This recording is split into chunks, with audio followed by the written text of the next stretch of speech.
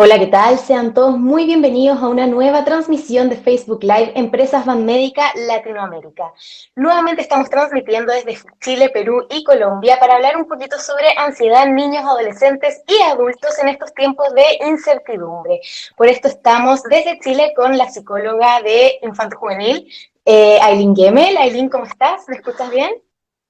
Sí, Jimé, te escucho perfecto. Hola. Qué bien.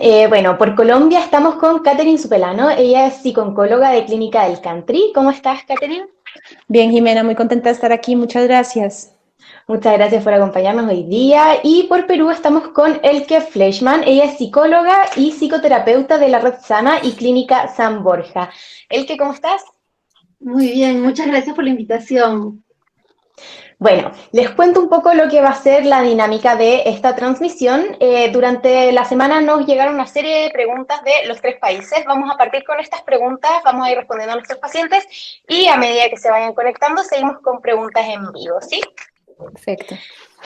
Súper. Bueno, entonces, les cuento que, bueno, desde ya todos nuestros pacientes quedan invitados a enviar sus preguntas para que sean respondidas por nuestras especialistas desde cualquiera de los tres países y desde cualquiera de nuestras fanpages de transmisión. Entonces, vamos a partir con las preguntas. Les cuento que Sandra nos pregunta por qué se producen las crisis de pánico y cómo podemos controlarla, especialmente en estos tiempos de crisis. ¿El que podrías contarnos tú? Claro que sí. Lo que sucede es que la ansiedad viene de ser una respuesta inicialmente adaptativa y luego, de acuerdo a los niveles, se va haciendo cada vez más compleja.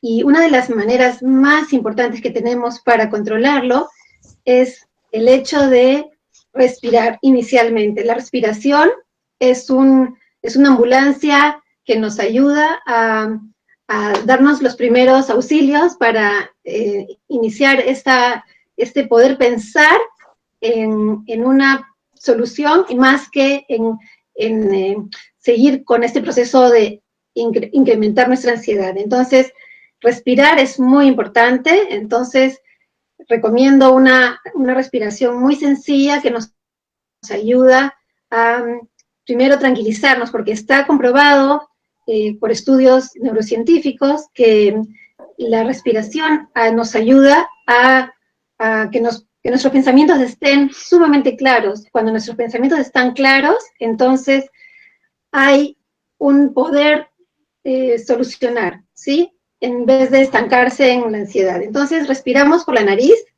¿sí? Inflando nuestro estómago con estas respiraciones abdominales como hacen los bebés, ¿sí? Porque nosotros ya como adultos respiramos con el tórax. Entonces, con esta respiración completa, entonces respiramos, inhalamos y retenemos 7 segundos y de ahí exhalamos por la nariz también y ponemos el estómago como si fuera que va a tocar nuestra espalda. 3 veces, ¿sí? Luego de esta respiración, entonces nosotros tenemos este espacio entre nosotros y la situación para poderla mirar de acuerdo a realmente la magnitud que tiene y no que hayan interferencias emocionales para poder resolucionar. Perfecto, muchas gracias. Catherine, por otro lado, nos están preguntando cómo podemos diferenciar cuando se sufre de una crisis de pánico, de angustia o de ansiedad. ¿Hay alguna diferencia? ¿Son todas más o menos parecidas? Pues, Jimena, gracias por esa pregunta y un poco unido a lo que dice él, que pues decirles que por supuesto los ataques de pánico hacen parte del grupo de los trastornos de ansiedad, son una respuesta específica de trastorno de ansiedad con una sintomatología física, fisiológica, una respuesta fisiológica del organismo ante una situación de un alto nivel de angustia, de ansiedad y por lo tanto empieza a haber como una cadena de síntomas fisiológicos. Digamos que yo siempre he pensado que hablar un poco de ansiedad, pánico y angustia, cuando las personas así lo mencionan, creo que en general se están refiriendo más o menos a lo mismo.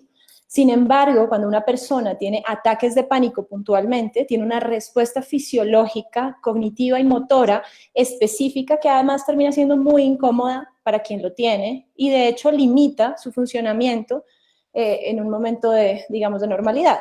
Entonces, tener ansiedad o tener angustia en determinados momentos puede ser normal. Tener ataques de pánico termina siendo una situación muy desafortunada para quien lo tiene y termina siendo pues una situación de mucha sintomatología física que es importante poder tratar eventualmente en un espacio terapéutico. Perfecto. Ailín, por otro lado, ¿esto se manifiesta de la misma forma en niños y adolescentes o es un poco distinto? ¿Cómo podemos como tomar conciencia de lo que le está pasando a nuestros hijos? ¿Ellos se dan cuenta o hay que poner un poco más de atención? Lo que pasa, Jimé, tal como decía la colega recién, de alguna manera podéis diferenciar lo que tiene que ver con la ansiedad y lo que tiene que ver con el ataque de pánico, la crisis de pánico propiamente tal. Es fácil de distinguir respecto a lo que decían de la sintomatología, ¿sí? De alguna manera la angustia, los niños se les manifiesta también, es típico que te dicen que sienten el pecho muy apretado, como si trataran de respirar y de alguna manera sienten que hacen esto y como que el aire no entrara. ¿Ah? Eso es muy típico de los niños, que además se manifiestan con otros síntomas, porque la crisis de pánico tiene eso que es tan notorio que te reportan la sensación de muerte, hay una taquicardia muy fuerte, por eso es que normalmente llegan en primer lugar a un cardiólogo para que efectivamente pueda hacerle exámenes y ver que desde ese punto esté todo bien, ¿sí? Pero además de eso hay temblores que tienen que ver con las manos, con los pies, hay un montón de sintomatología que es distinta a la angustia propiamente tal, que de alguna manera la pueden sentir, los niños y adolescentes se angustian frente a pruebas, por ejemplo, frente a un montón de cosas, pero no reportan toda la otra sintomatología que es de la crisis de pánico, ¿se entiende? Sino que más bien la cosa ansiosa tiene que ver con esto, te lo reportan que quieren comer, ay, que están, tú los ves muchas veces incluso motormente, como o sea, desde la cosa motora, como con los pies, de una u otra forma, por eso uno siempre les pregunta a los pacientes, pero cuéntame bien qué es lo que sientes, que yo le digo a los niños, ¿qué siente tu cuerpo? ¿Qué le pasa a tu cuerpo? Y te describen si es una crisis de pánico, tal cual la sintomatología que reportan los adultos, pero esa es la diferencia un poco entre ansiedad y la crisis de pánico propiamente tal. Los niños de alguna manera es bien evidente, ¿ah? Y justamente con esta sensación de muerte, es terrible. Perfecto, bueno, les cuento que ya nos están llegando algunas preguntas en vivo, vamos a ir matizando para ojalá responder a todos nuestros pacientes. Ailín, sigo contigo. María Sole nos pregunta cómo podemos ayudar a los niños con los temores nocturnos en esta época. Perdón, Jimé, te escuché. ¿Temores nocturnos o terrores nocturnos? Temores. ¿Hay diferencia? ¿Temores? Temores. Ya.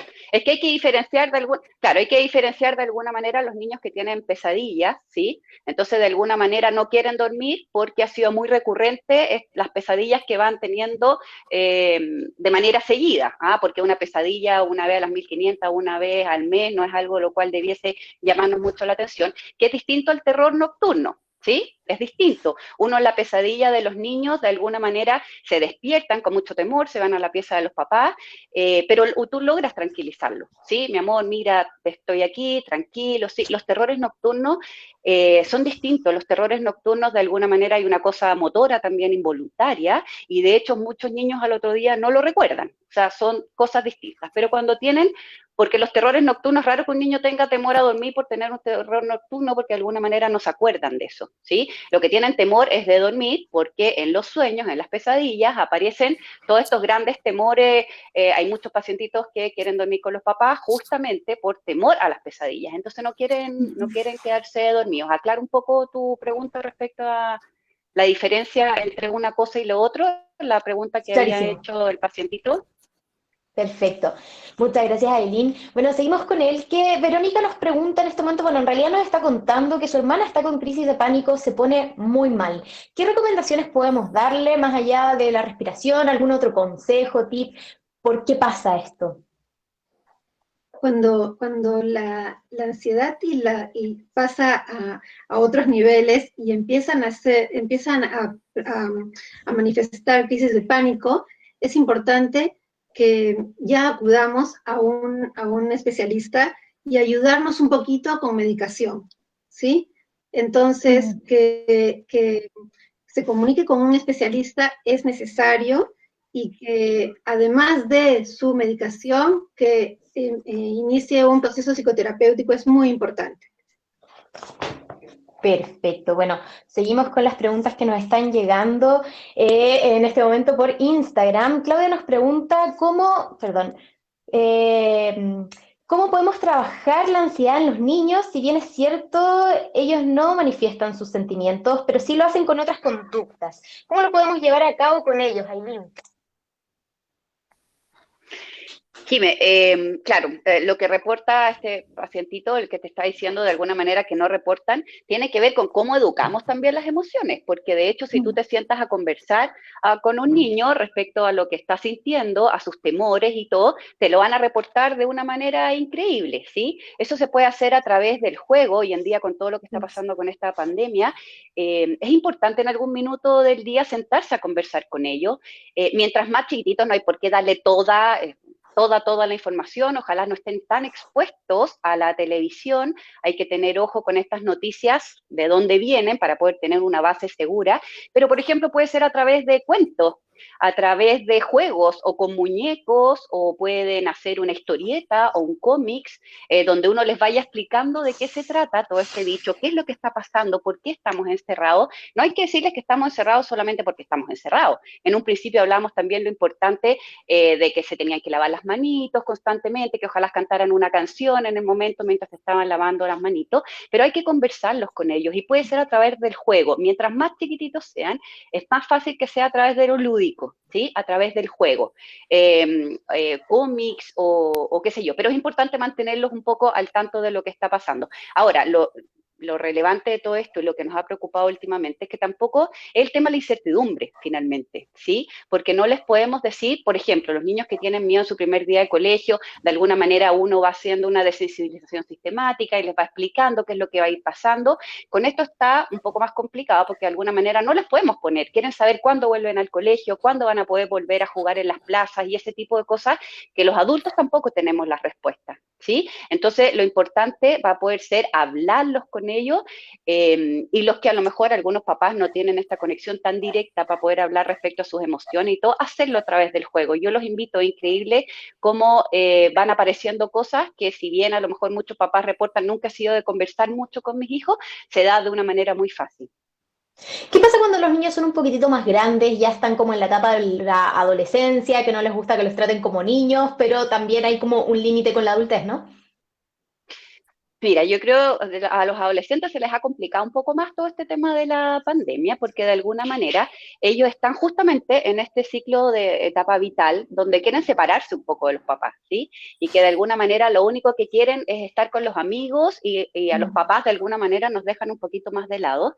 Entonces, estar encerrado 24/7 con sus figuras de autoridad, con sus padres, se ha hecho un poco difícil. Entonces, la invitación para ellos ha tenido que ver también desde lo lúdico. Hay muchas aplicaciones o redes sociales que nos han ayudado mucho con esto y que muchos papás se han sumado, desde el TikTok, desde ahora está una aplicación de Ludo, donde cada uno puede estar desde su celular también jugando, ya sea con los papás o con los amigos. Los que le queríamos pedir, y en reiteradas oportunidades le hemos dicho a los papás de adolescentes, es que traten de encontrar. Muchos nos han comentado que de alguna manera pasan todo el día expuestos con el celular, a las redes sociales, y que siempre hemos dicho que hay que limitar horas durante el día respecto a eso, ¿cierto? Pero debemos aprovechar justamente esas instancias para involucrarnos con ellos. A lo mejor hacer yoga o algún tipo de deporte o algo que sea entretenido para ambos. Perfecto, Eileen, me sentí como una absoluta adolescente, soy fan de todas estas aplicaciones. Seguimos con las preguntas en vivo. Catherine también desde Instagram bien nos pregunta, bueno, nos cuenta que tiene TOC, TAG y crisis de pánico, diagnóstico desde el 2018. Cuenta que estuvo con tratamiento psicológico 8 meses por trabajo, pero no continuó, sintió que se había pasado, pero ahora con todo este tema de la pandemia está como con crisis de nuevo. ¿Cuál es la recomendación aquí? Claro, esta es una pregunta muy interesante, sobre todo porque hay una cosa que hay que tener en cuenta y es que con todo este tema de la pandemia hay personas que están presentando exacerbación de sus síntomas psicológicos, ¿sí?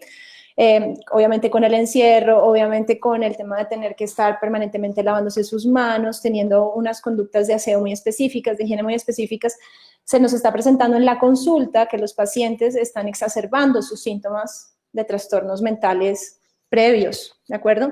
Entonces, hay pacientes que ya han tenido su consulta por psiquiatría o por psicología y que han dado final a su tratamiento, ¿vale? Y que posiblemente en este momento, tal como nos dice la persona que nos escribe, están viendo otra vez sus síntomas. Es importante que vuelvan a consultar a su especialista en salud mental, ¿de acuerdo? Porque ya sea psiquiatra o psicólogo, cualquiera de los dos, es importante tomar medidas en este momento. En este momento los niveles de ansiedad de la gente son muy altos, lo que decía Ailín hace un momento, la incertidumbre está jugándonos una mala pasada en este momento, tanto para las personas con diagnósticos psicológicos o psiquiátricos como para las personas que no los tienen, ¿de acuerdo? Entonces es importante volver a consultar para que se les vuelva a dar manejo de ser necesario, ¿vale?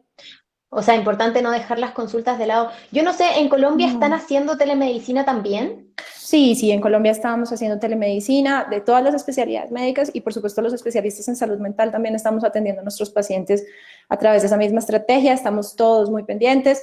En las clínicas, Clínica del Country, Clínica La Colina, para nuestro caso, pues estamos dando apoyo a todo nuestro personal asistencial, a nuestro personal de salud. Tenemos un grupo destinado específicamente para el cuidado de nuestra gente, ¿de acuerdo? Entonces, y pues obviamente de los pacientes que tenemos los especialistas en salud mental, nos estamos viendo obviamente llenos de trabajo porque esto está nos está trayendo algunas dificultades con las personas, lo cual es normal y lo que tienen que saber es que, aprovecho para dar este mensaje, lo que tienen que saber es que consultar está bien, buscar ayuda está bien, no dejarse coger, como decimos nosotros aquí, no dejarse coger la noche en síntomas, pues porque es más fácil tratarlos cuando inician que cuando ya están mucho más adelante. Entonces, por favor, a tiempo, hacer las consultas pertinentes. Catherine, hablas de consultar a tiempo. ¿En qué minuto yo decido que tengo que consultar? Porque muchas veces nosotros decimos, no, me pasó una vez, a lo mejor se me va a pasar solo. ¿En qué momento yo digo, ok, no estoy bien, tengo que preguntar con un especialista? Cuando esos síntomas empiezan a interferir en mi funcionamiento normal diario, es decir, cuando yo empiezo a sentir que salgo a la calle y me siento muy ansiosa, empiezo a presentar sintomatología específica como la que hablábamos hace un momento, cuando yo prefiero mejor no salir de mi casa, eventualmente, ¿sí?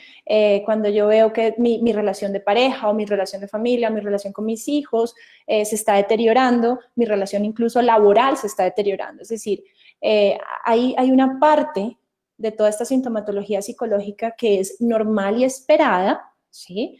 Pero luego cuando esa sintomatología se pasa un poquito de nivel, empieza a interferir con mi funcionamiento normal diario. Si yo empiezo a darme cuenta que ese funcionamiento normal está dejando de ser normal y está siendo un problema, por la razón que sea, ¿no? Mejor dicho, no tengo que estar ya en las últimas, es lo que les quiero tratar de decir.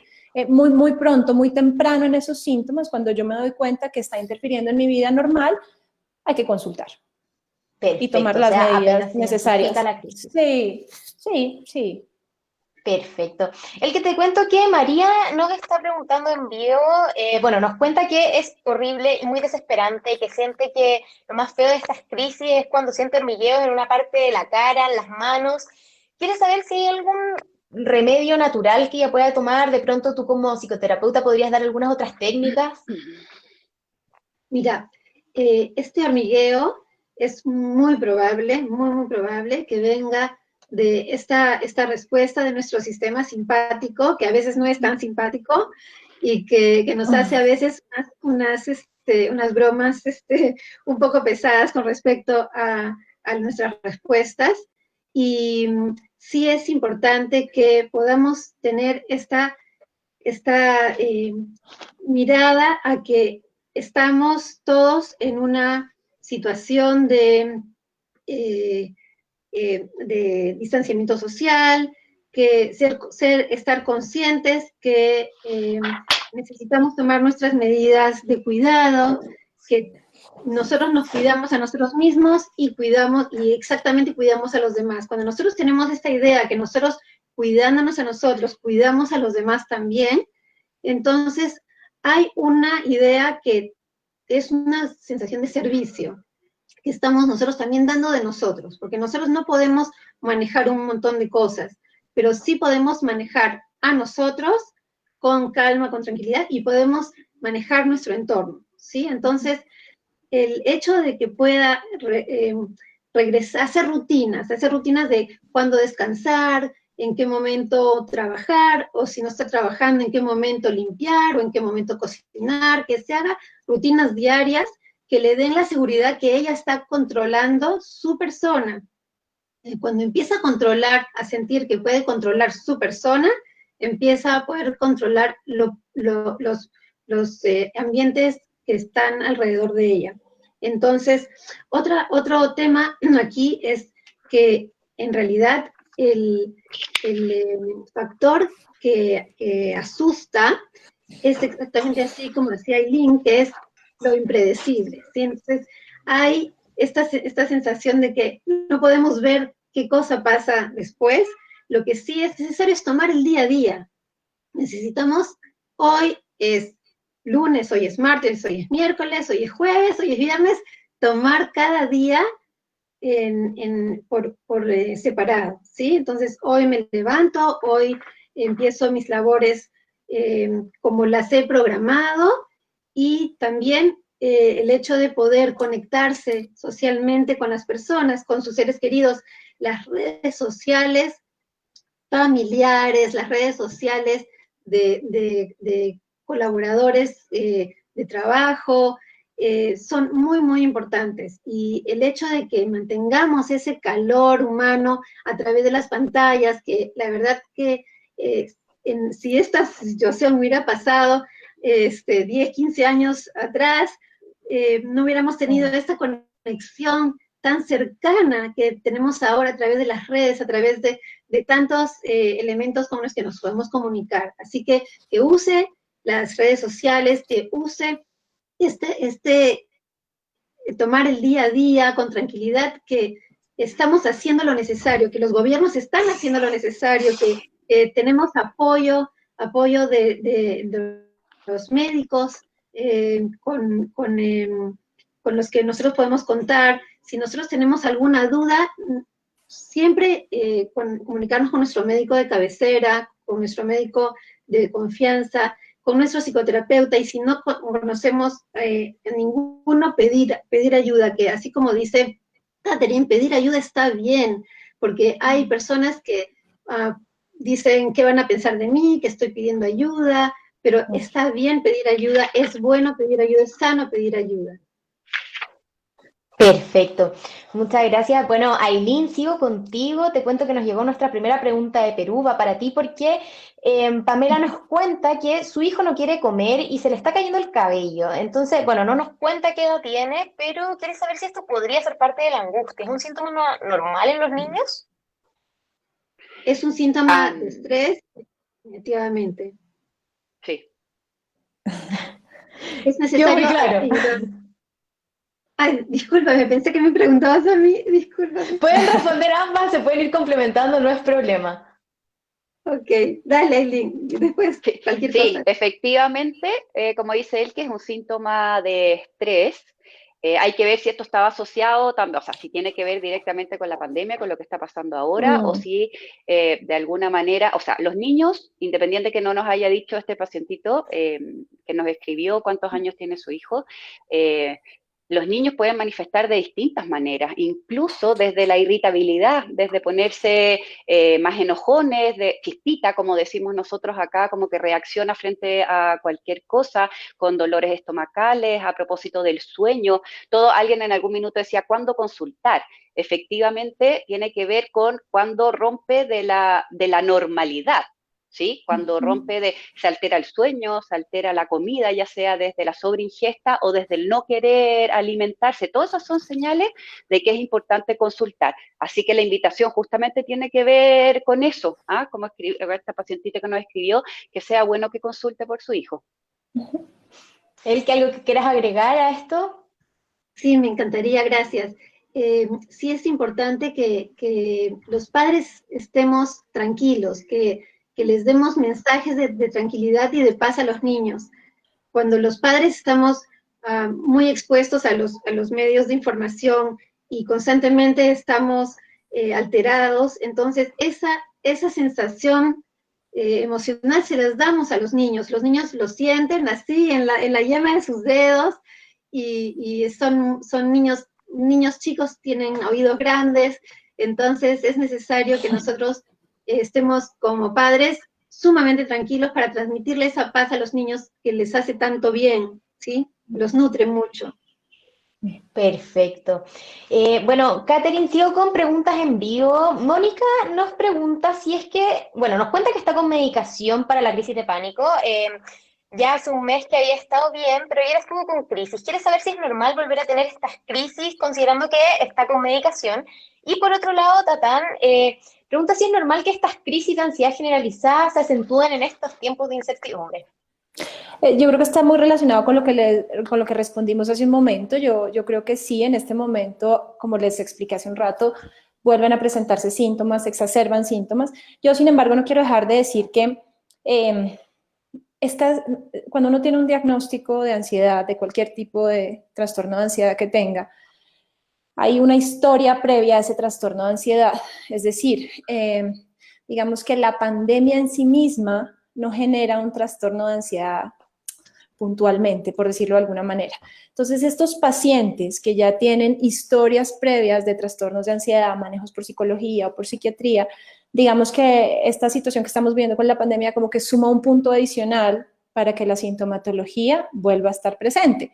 Hay una cosa que no dije en mi respuesta anterior y que me gustaría mencionar, y es que volver a tener una crisis de cualquiera que sea el trastorno del que estemos hablando, es importante que los pacientes sepan que no es un fracaso en su tratamiento, ¿sí? Que no es un error de ellos, ¿sí? Que no es una situación en donde ellos han fallado o le fallan a alguien, es una situación simplemente que se puede volver a presentar en pandemia o fuera de ella, ¿sí? Ahora o más adelante, o nunca, ¿sí? Es decir, volver a tener una crisis de cualquier trastorno que haya sido diagnosticado es una cosa que puede suceder. Entonces, lo que yo quisiera que las personas que nos están oyendo tuvieran en cuenta es que estamos todos viviendo un nivel de ansiedad mayor, sí es cierto, los que son papás, los que son jóvenes, los que no son papás, los que están trabajando, todos estamos con un nivel de ansiedad superior. Volver a tener síntomas en este momento pues deja de ser un fracaso y es importante que lo tengan muy presente y simplemente tener en cuenta que deben volver a consultar. A veces en este tema de los trastornos psicológicos, uno como terapeuta y el paciente, por supuesto, quisiéramos poder darle como un fin a ese proceso de tratamiento porque es lo que quisiéramos que sucediera. Sin embargo, yo creo que mis colegas aquí saben que nuestros pacientes vuelven y consultan. Y vuelven y están con nosotros y vuelven a la consulta eventualmente. Y eso está bien, porque de alguna manera es como, yo lo digo como hacer un mantenimiento. Eso no está mal, ¿vale? Y en una situación como esta, pues está bien que lo hagan nuevamente. Así que independientemente de la medicación y muchas veces más allá de la medicación, lo que las personas necesitan es ser contenidas, es que se les explique, es que se les acompañe, que se les escuche y eso, felizmente para todos nosotros, pues se da en un espacio terapéutico que podemos ofrecerle a la gente que viene a consultarnos a nosotros. Así que claro, más allá de la medicación, está bien volver a su terapeuta y volver a consultar. Perfecto, Catherine, sigo contigo, algo que se está preguntando mucho en este corto tiempo que llevamos conversando, es ¿cuánto duran estas crisis de pánico, crisis de angustia, la sintomatología de la crisis propiamente tal? O sea, ¿podría durar días, preguntan algunos pacientes? Los ataques de pánico puntualmente no, están determinados en el tiempo, pasan un tiempo, más realmente son muy incómodos. Y muchas veces las personas cuando tienen estas crisis de pánico hasta terminan yendo a una clínica a consultar porque creen que es algo fisiológico, que puede estar dándoles un infarto, que les va a dar algo en el cerebro, que se van a morir. Entonces, habitualmente los pacientes con crisis de pánico, si no lo saben que las tienen, terminan en una clínica consultando a los médicos y los médicos dicen, no, el corazón está bien, esto por aquí está bien, esto está bien. Entonces, dura un tiempo específico y luego pasa. Eso en cuanto a los ataques de pánico. Luego, la ansiedad depende de si yo la puedo manejar, de si no la puedo manejar, de si tengo estrategias, recursos personales, ¿sí? Y recursos externos para poder manejar mis crisis, mis situaciones de ansiedad, porque es que no todo el mundo tiene crisis de ansiedad, ¿vale? Las situaciones de ansiedad que se me presentan, sí, dependiendo de mis recursos propios y externos, duran más o menos, pero eso es dependiente, yo creería que de cada uno. Ahorita el que mencionaba algo muy importante para las personas con ansiedad y las personas sin ansiedad, pero con un alto nivel de incertidumbre, decirles que la percepción de pérdida de control sobre las situaciones que estemos viviendo, en este caso COVID-19, pero cualquier otra que se presenta en la vida, la pérdida de percepción de control genera un malestar horrible en las personas. Entonces tratar como de recuperarlo, ¿no? Súper, Catherine, muchas gracias. El que Daniela nos pregunta cómo puede apoyar a su madre que perdió a su padre debido a este COVID y quiere saber cómo la puede apoyar considerando que ella vive en otro país, no está cerca. El cariño es muy importante, el saber que decirle yo estoy contigo, aunque sea a la distancia, yo estoy contigo y yo te acompaño, yo te quiero, el hecho de darle el apoyo emocional que la mami necesita y ver quiénes están alrededor de la mami para hablar uno a uno con cada uno para que veas qué percepción tiene de la situación en la que la mami está y saber que cada uno puede dar un aporte de tiempo y de amor para su mamá. Y Jimena, perdón. Sí. No, perdón, Sí, el que termina. Es que pensé que habías terminado, discúlpame. Ahora yo digo algo más. Gracias.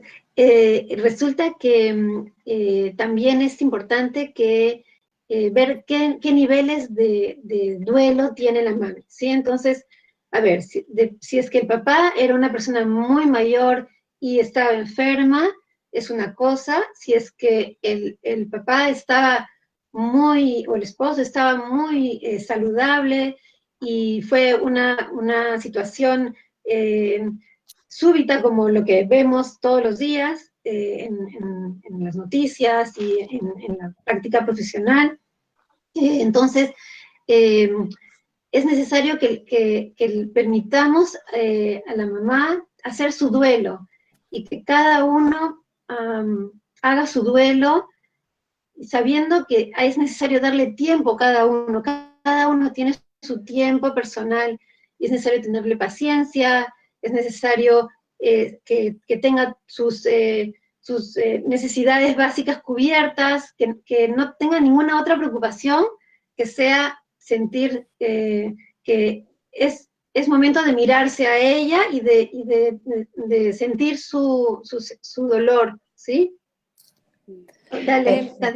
Gracias. Yo quisiera simplemente agregar a esto que es muy importante poder garantizar las formas de duelo, ¿sí? Y tener en cuenta las creencias religiosas y espirituales de cada uno. Digamos que con todo el tema de COVID nos hemos visto obligados a ver partir familiares solos, aislados, a no poder hacer funerales en el caso de cada uno, o el mecanismo, digamos, de despedida que cada persona tiene de acuerdo a sus creencias religiosas personales, ¿no? Y me parece que es importante garantizar esto. Obviamente este es un caso difícil porque la mamá está en un sitio y ella está en otro y pues están lejos. Sin embargo, voy a retomar el tema de las redes sociales que mencionaron hace un momento y es poder hacer uso de las redes sociales incluso en esas cosas. Uno diría, pero ¿cómo voy a llevar al funeral el iPad para...? Sí, y poder garantizar los cierres de los procesos. Los cierres de los procesos son muy importantes. Poder despedir a esa persona que se fue, poder entender que esa persona falleció por la razón que haya sido, falleció y yo hago el proceso en el que yo creo, ¿no? Y garantizarle a esa mamá que pueda tener ese espacio, porque eso va a permitir que el duelo posteriormente sea mejor realizado. Cuando uno no cierra, esos duelos terminan siendo súper complejos en el futuro. Entonces, pues creo que esa es una buena estrategia, ¿no? Hoy en día las iglesias y los sitios de rituales religiosos están permitiendo algo de acceso. Entonces, hacer uso de eso y hacer uso de las redes sociales, que es lo que tenemos a mano. Perfecto. Yo quería agregar algo, Jimé, a eso. O sea, de alguna manera también depende de cosas culturales, ¿sí? Pero lamentablemente nosotros como chilenos tenemos esa cultura de no hablar mucho de las cosas que nos duelen. Entonces yo le sugeriría a esta paciente que se comunique con su mamá, independiente que esté en otro país, y que vea las necesidades de ella. Nosotros como chilenos muchas veces cometemos el error de decir, no, pero no hables del papá, pero mamita, trata de no pensar en eso. No, eso no es sano. Si la mamá quiere hablar del papá, si quiere tener recuerdos, hay que acompañarla en eso. Yo no sé si será en todos los países, pero culturalmente en Chile tiene esa cosa de decirle a este ser querido, que se quedó, no el que partió obviamente, el que se quedó, decirle, no lo recuerdes tanto, no hables de eso, mamá. No, si ella necesita hablar, hay que apoyarla, hay que escucharla, hay que contenerla. Eso es súper importante, una buena manera en que pueda ayudar a su mamá aunque esté lejos. Súper buena acotación, Aileen, muchas gracias, porque este caso justamente era una paciente chilena, así que, pues bien, muchas gracias. Seguimos con preguntas en vivo, Aileen, seguimos contigo. Nos preguntan si es que un niño de 4 años empezó a comerse las uñas, ¿esto podría ser un síntoma de ansiedad? Cuéntanos además que fue algo que partió ahora con el confinamiento. Sí, efectivamente es uno de los síntomas y es muy típico de los niñitos. Empiezan a comerse ya sea las uñas de las manitos, incluso las manos de los pies, los cueritos, y muchas veces, lamentablemente, llegan a consultar cuando ya las heridas son una cosa, obviamente, a dermatólogo y a otras especialidades, donde finalmente terminan en salud mental. ¿Sí? Es una señal importantísima de la ansiedad, así como algunos otros niños comienzan con la tricotilomanía, que es sacarse el pelito o estar constantemente jugando con el pelo. Sí, yo le sugeriría a esta mamá que consulte, ¿sí?, a un especialista. Hay que, a lo mejor en esta sesión que podrá tener, habría que ver si se suman otros síntomas más, y así poder hacer una derivación no solamente a psicología infantil, sino que también a psiquiatría.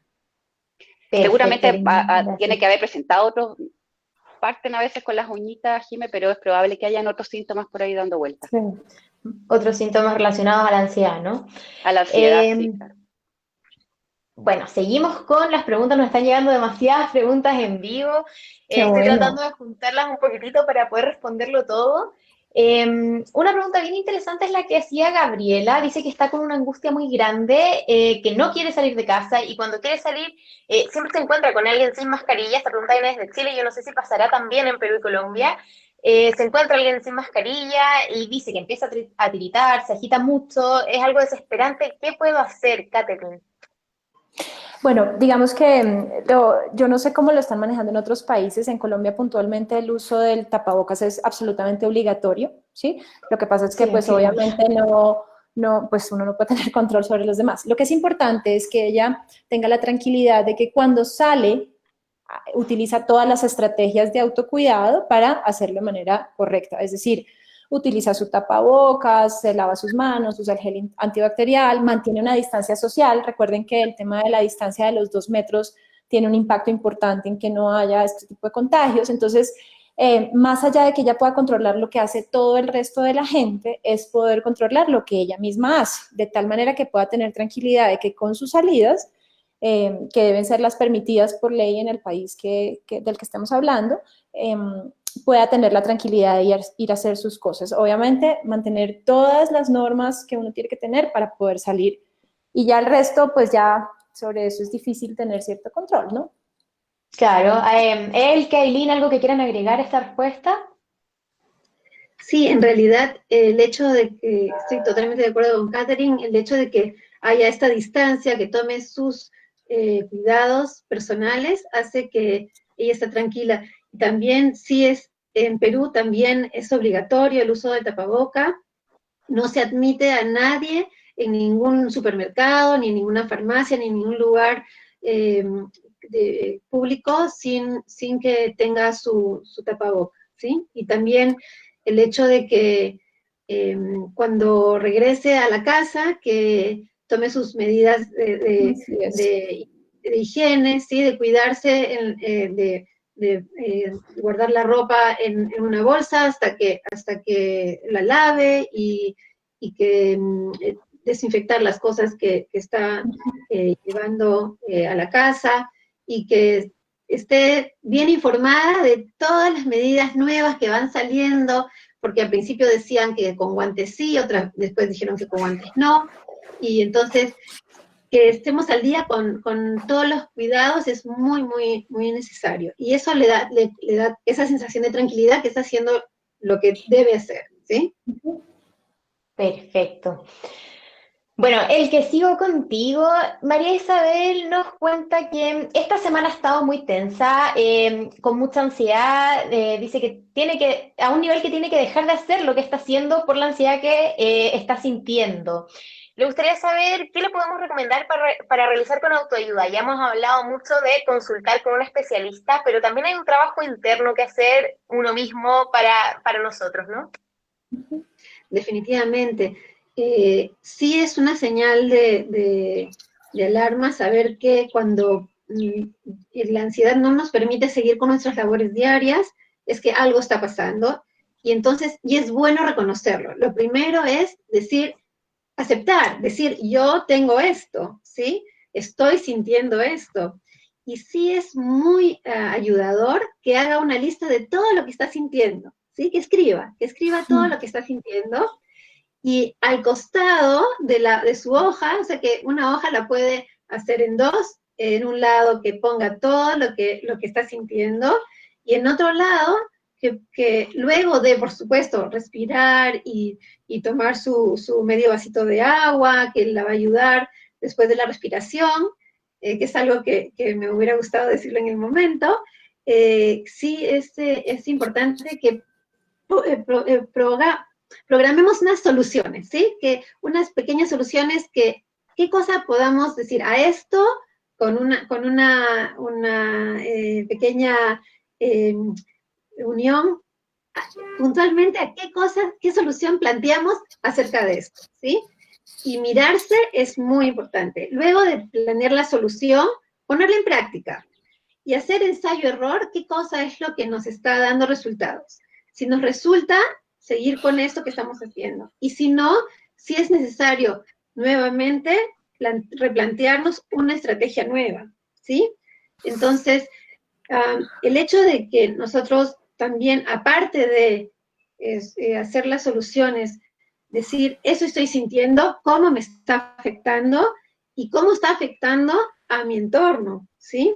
Y entonces, el hecho de poder darme permiso de hacer una actividad de ocio que me permita sentir que no solamente estoy haciendo labores que no me permiten y que esa ansiedad no me permite seguir, sino hacer un alto, decir, stop, ahorita voy a darme tiempo para mí, ¿sí? Y entonces, si nosotros tenemos que reportar a otros, es necesario pedir. Necesito un día para recuperarme, o necesito 2 días para recuperarme, y después de ese día o de esos 2 días, ver cómo estoy funcionando. Entonces, el hecho de darse un espacio ayuda mucho a mirarse, a tenerse paciencia, porque hay que tenerse paciencia y saber que en esta época son cosas que pasan y es normal sentirlo, ¿sí? Cuando nosotros nos normalizamos, decimos, ok, esto lo voy a solucionar y salto este evento y sigo mi vida diaria. Hay una cosa que Sí, yo agregaría, Jimena, hay una cosa que yo agregaría a lo que dice Elke, y es tener en cuenta todos los hábitos de autocuidado, ¿no? El tema de comer bien en horarios, digamos, mantener una rutina, una alimentación que sea balanceada, saludable, que sean cosas nutritivas. El tema más importante que nosotros tocamos todos los días en todos los escenarios es el tema del ejercicio físico, que es importantísimo mantenerlo. El ejercicio físico en ansiedad tiene un impacto súper importante porque obviamente hay un manejo de todas las sustancias que se producen en el organismo y es importante hacerlo. Son 30 minutos de ejercicio al día que uno puede hacer. Me dirán muchos, pero ¿cómo? Si estamos confinados. Y entonces voy a volver a la misma estrategia y es felizmente en YouTube tenemos como buscar videos de ejercicio que podemos hacer en casa o incluso en la misma casa tratar de caminar, ponerse en actividad de tal manera que van a sentir que haciendo ejercicio físico su oxigenación mejora y su nivel de ansiedad se reduce. Es inmediato. Entonces, alimentación, ejercicio, garantizar el sueño, que sea un sueño adecuado, que sea un sueño reparador, que sea un sueño tranquilizador, van a sentir que la ansiedad se reduce significativamente. Lo que decía él, que es un momento de actividades de ocio, hobbies que puedan hacer en casa. Muchas veces cuando estoy dedicado a mi trabajo y estoy en eso, me llega la ansiedad un poco, tratar de cambiar de actividad por un rato y luego intentar volver, ¿vale? Si nosotros mantenemos ese tipo de cosas, yo creo que las personas van a sentir que su malestar se reduce significativamente. Perfecto, ¿Hay algo muchas más? gracias. ¿Sí? ¿Hay un detalle más que quiero agregar? Sí, que es el detalle del agradecimiento por las cosas que sí tenemos, ¿sí? Cuando nosotros agradecemos por las cosas que sí tenemos, hay una sensación es un pensamiento positivo y eso hace un proceso de sensación de bienestar muy importante en las personas. Y es necesario que el agradecimiento, si es que ya estamos en una situación de ansiedad, que la hagamos como un ejercicio físico, así como dice Catherine, el ejercicio del agradecimiento, ¿sí? Agradecer todas las mañanas por las cosas que tenemos y por las cosas que nos suman. Gracias. Perfecto. Bueno, seguimos ya, se nos está acabando el tiempo, pero seguimos con una pregunta que no puedo dejar de hacer. Aileen, Patricia nos cuenta que su padre murió por COVID-19, él vivía con ellos y su hijo de 10 años quedó desconsolado. A veces no sabe cómo ayudarlo, también vivió la muerte de su bisabuela, dice que ella, Patricia, no puede llorar porque tiene que ser fuerte para que él no la vea triste. Ya, eso un poco pareció lo que hablábamos hace un ratito, Jimé, respecto a esta cosa cultural que tenemos. Decirle a esta mamá que de alguna manera es importante, me dijiste tenía 10 años, ¿sí? Es importante que de alguna manera ella pueda conectarse con lo que está sintiendo.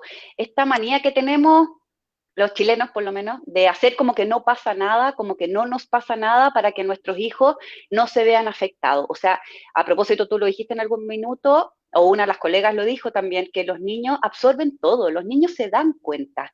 Y además, en el no llorar, porque perdí a mi padre, le estoy enseñando a mi hijo que hay que hacerse el loco con las emociones que uno está sintiendo. Entonces, de alguna manera, la invitación a esta mamá es, porque de alguna manera, si ella hace como que no está pasando nada, el niño tampoco va a poder demostrar y decir, los abuelos, por lo menos aquí en este país, los abuelos cumplen una función maravillosa con sus nietos, con nuestros hijos, sobre todo si viven con ellos, son muy importantes para ellos. Entonces, aunque ella sienta que va a explotar, al conversar con su hijo, yo le invito a que pueda sentarse con él, a decirle, yo también lo echo de menos, veamos fotos, acordémonos del tata, aunque te vean llorando. Es muy distinto, yo les digo a la mamá, que si ella en algún minuto siente que pasa toda la semana llorando, sin poder levantarse de la cama, hay que buscar un especialista y obviamente que eso tampoco es bueno para nuestros niños, ¿sí? Que es muy distinto a poder conversar y ver, o sea, es nuestro papá, es imposible y eso se lo tenemos que enseñar a nuestros niños. Así que la invitación es abrazarse, ¿sí? Abrazarse, hacerse cariño, a decir, acordémonos del tata, de una u otra manera, como decía también ahí la colega, dependiendo si tenemos algún tipo de religión, creencias distintas, poder pensar, escribirle una carta al tata, no sé en qué situación habrá sido, probablemente tenía que ver con el COVID, a lo mejor no alcanzó a despedirse, ¿cierto? Entonces eso lo puedes hacer a través de un cuento, de una carta, de un mensaje, aprovechando las tecnologías, pero la invitación es a eso, a que se siente con su hijo, a que lo abracen y que hablen del tata. Hay un libro que no quiero dejar de recomendarles, yo no soy psicóloga de niños, pero bueno, por mi trabajo algo tengo que ver con este manejo y hay un libro muy bonito para niños que se llama El árbol de los recuerdos, para quienes nos están oyendo, y me parece que es una manera simple y muy, muy, muy, muy linda de poderles enseñar a los niños sobre la muerte, a ver la muerte de una manera probablemente más amorosa, con un poco menos de dolor, con unas expectativas distintas. Ese es un libro lindo. Nosotros, pues ustedes lo saben, yo soy psicóloga y tenemos que lidiar mucho con el tema de la muerte. Nosotros siempre sugerimos a los padres hablar con la verdad con sus hijos. Aileen lo decía hace un rato, cada niño necesita la información a su forma, a su nivel y en su cantidad. No es necesario decir un montón de cosas, pero sí es necesario poder acompañar en esos procesos de muerte a los niños y garantizarles que ellos tengan espacios de expresarse, de vivirlo, de entenderlo y por supuesto con quién mejor que con su padre o con su madre, a quien tengan cerca, ¿no? Los padres y las madres también sufren, también les duele y también lloran y muchas veces les digo yo a los pacientes a los que atiendo, la manera en la que usted viva esta pérdida, este duelo, le enseña a su hijo también a vivir pérdidas y duelos hacia adelante, ¿no? Entonces, ¿cómo hacer que esa pérdida y ese duelo se dé en ese niño de la mejor manera? Y eso muchas veces implica unas lágrimas y eso muchas veces implica tristeza y está bien, eso también está bien. Entonces, quería como aportar esto desde mi experiencia que me parece que puede ser valioso y dejarle a la gente ese título para que lo busquen por internet y lo pidan, el árbol de los recuerdos. Muy bonito. Tremenda recomendación. Muchas gracias, Catherine. Bueno, les cuento que ya se nos acabó el tiempo, pero no puedo dejar de hacer esta pregunta, ya ahora sí que sí para ir cerrando. De pronto pueden complementar muy brevemente, por favor, entre las tres. Algo que preguntaron desde Perú, Fiorella, quiere saber cómo podemos abordar desde la psicología a estos pacientes familiares que son diagnosticados con COVID-19, que muchas veces se sienten un poco discriminados por la sociedad, en el fondo están más aislados, están más separados. ¿Cómo los apoyamos? Yo no te entendí muy bien. ¿Cómo podemos? ¿A quiénes específicamente? A los pacientes diagnosticados con COVID-19, okay, que en el fondo son familiares nuestros. Ok. ¿Sí? ¿Partimos contigo, Catherine? Ok. Pues mire, por favor, las tres. Sí, yo creo que es una cosa a la que todos estamos expuestos. Es decir, cualquiera de nosotros podía ser ese paciente con COVID. ¿Sí? Entonces, lo que quiero es que todos entendamos que cualquiera de nosotros podría estar en esos zapatos, de tal manera que no es necesario, digamos, rechazar, aislar a nadie. Cada persona con diagnóstico de COVID sabe cuáles son las medidas que debe tomar si es asintomático, si no lo es, si requiere una clínica, una hospitalización, una unidad de cuidado intensivo. Y el COVID, pues, tiene unos tiempos y pasa. Así que hay que quitar un poco esa marca de fue paciente. Es muy importante esa pregunta, ¿saben? Y saber que nos puede pasar a cualquiera. Básicamente cualquiera de nosotros podría estar ahí. Perfecto, muchas gracias. Eileen, ¿quieren agregar algo a esta respuesta? Sí, el hecho de tratarlo desde la ternura, desde el cariño, como decía Catherine, de la empatía, de que todos podemos estar en esa situación y que tratemos al paciente como quisiéramos que nos traten a nosotros, ¿sí? Y darle el cariño y los cuidados como quisiéramos que nos los den a nosotros. Y saber que nos necesitan. Entonces, ahí es momento de mostrar todo el cariño que tenemos hacia ellos y nuestra voluntad de dar a los demás. Muchas gracias, Eileen. ¿Algo más con lo que quieras cerrar? ¿De los niños? Estaba pensando justo en el caso de si llegase a ser los niños o los adolescentes los que están contagiados, importante conversar con él sobre sus fantasías y sus temores, ¿sí? A propósito que estamos expuestos todo el día a la cantidad de fallecimientos, como pueden mostrarles y hablar, que ellos puedan tirar para afuera sus temores, ¿sí? Porque probablemente, yo creo que de alguna manera, lo debe saber Catherine también que trabaja en oncología, que pasa mucho como cáncer igual muerte, ¿sí? Estos pensamientos que tenemos asociados, que hoy puede estar pasando también con este COVID, ¿ah? Y hablar con los niños y explicarles que eso no significa que vayan a estar en riesgo, explicarles que hay muchas personas que se han sanado de esto, ¿sí? Tiene que ver como poder conversarlo, si estoy enfermo, va a pasar eso, puede que sea simplemente como un resfrío o que haya otro tipo de sintomatología, pero tratar de calmar un poco toda esta histeria colectiva que hay respecto a que pareciera que todos fuesen a morir con el tema del COVID. O sea, contenerlos, escucharlos. Muchas gracias a Eileen, Elke, Catherine, a las tres por acompañarnos hoy día, por responder las dudas de nuestros pacientes y bueno, todos los que nos están viendo recuerden que pueden revivir esta transmisión para resolver cualquier inquietud que les haya quedado en cualquiera de nuestros fanpages de Facebook y nos vemos el próximo lunes en una nueva transmisión de Facebook Live de Empresas Banmédica. Muchas gracias. Gracias, Jimena. Gracias a ti. Gracias. A las